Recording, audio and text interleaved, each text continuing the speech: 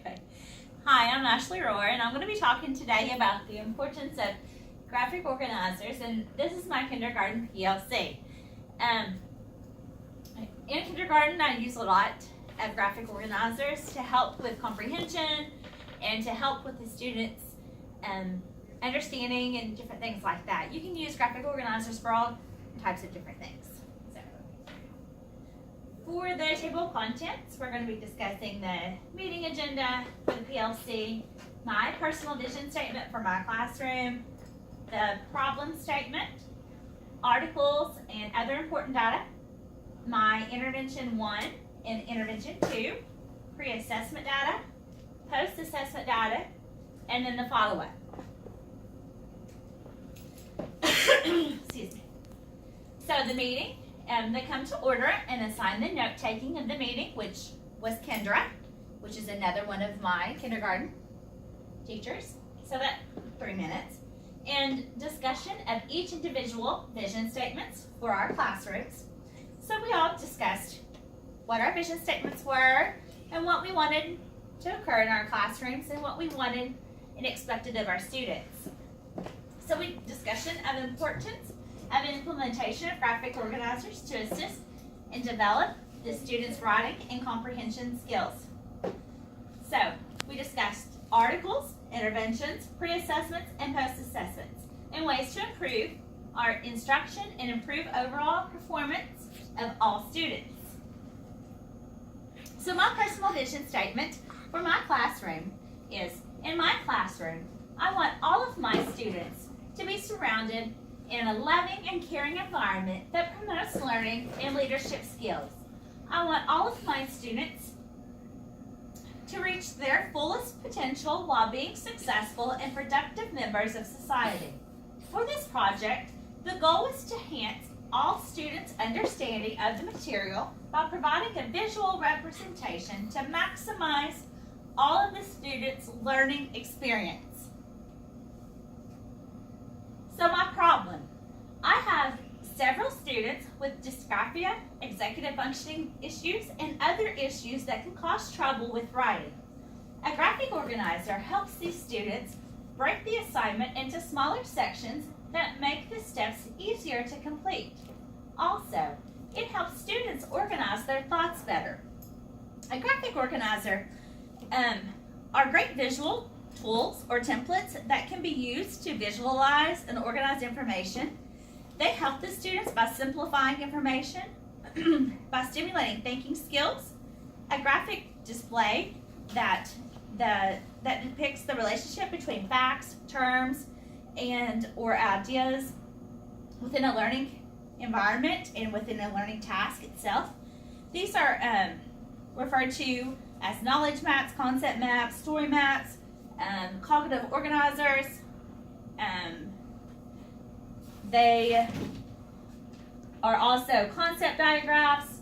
The purpose is to make teaching and learning easier and to improve the students' understanding of a particular concept. You can use these for before the content is being taught as kind of like a as a preview, or you can do it as a during the lesson or as after the lesson. You can do it as a scaffolding process. You can do it for multiple things.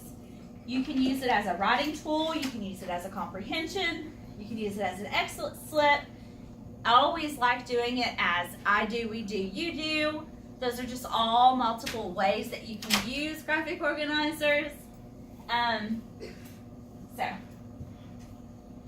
these are some wonderful articles in which I found to help with understanding and utilizing graphic organizers. I'm not going to go in depth with these. I did provide my colleagues with copies of these, and we discussed them some. And if you want to go and look at these, I found them on the UC library, and they're really great sources, and I really enjoyed reading them, but they're very long, and I just don't have time to go in depth with them. So just some basic examples of the graphic organizers are like the hamburger, spider web, persuasion map, a pro-con T-table, sequencing chart, and the spider web and a sequence chart, and I guess a T-table are all things that I use a lot in kindergarten. The spider web, I use them almost daily with kindergarten. I like using just basic words and pictures to go along with that, and even the T-chart or the sequencing chart. Those are all great tools in aiding to probe their comprehension. So, so on my daily intervention on week 1, on Monday, as a class, we created a spider map about our book of the week. We followed the model of the I do, we do, you do, and we do this on the carpet right after we read our book, and we follow along, going over what we're going to do for centers before we do our centers, and we will create this together, and we'll create the graph together, or create the graphic organizer together. And I created the graphic organizer with the students, and each group had to do something different with the graphic organizer.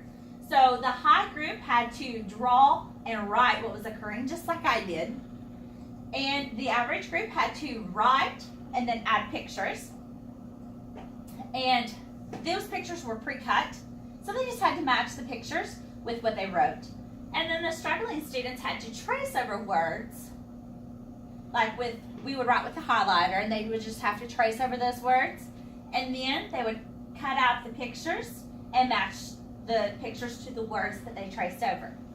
And then on Tuesday we did a sequencing graph, or a sequencing graphic organizer, and then we would do it together, and then, or I did it and then we did it and then they did it. And the average had to cut it out and sequence it, and the strugglers, they just had to number it, because after you cut it out and try to piece it together, it was just too much for them, and so they just had to number in order.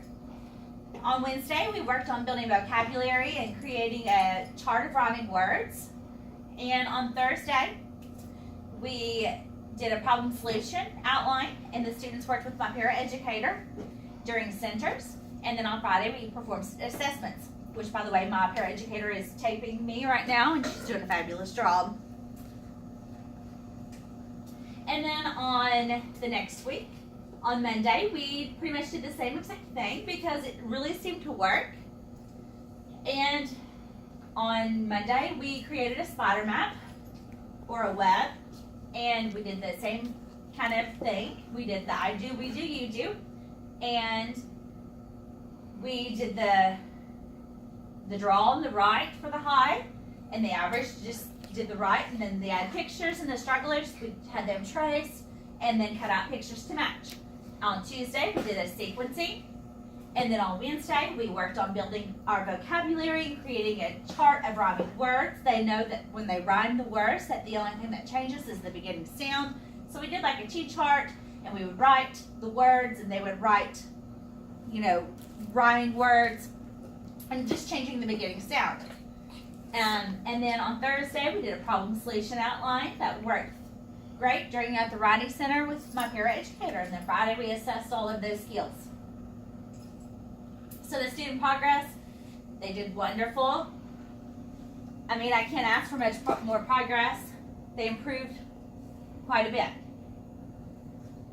So my next steps, I'll continue to practice these skills of utilizing the graphic organizers daily within my reading and writing centers while providing appropriate accommodations for the struggling students. I will continue to research and implement new ways to keep the students engaged by keeping writing fun with graphic organizers. I'm going to take the information to preschool as well as share my findings with them. I think this would be an excellent way to begin building upon those critical thinking skills needed for kindergarten. Overall, I feel as though this PLC project was very successful. This was actually the first time that my kindergarten team came together and listened to what I had to say. They seemed to enjoy the material that was responded to them and enthusiastic about applying the material to their classrooms. So that's all that I have for this project. Thank you.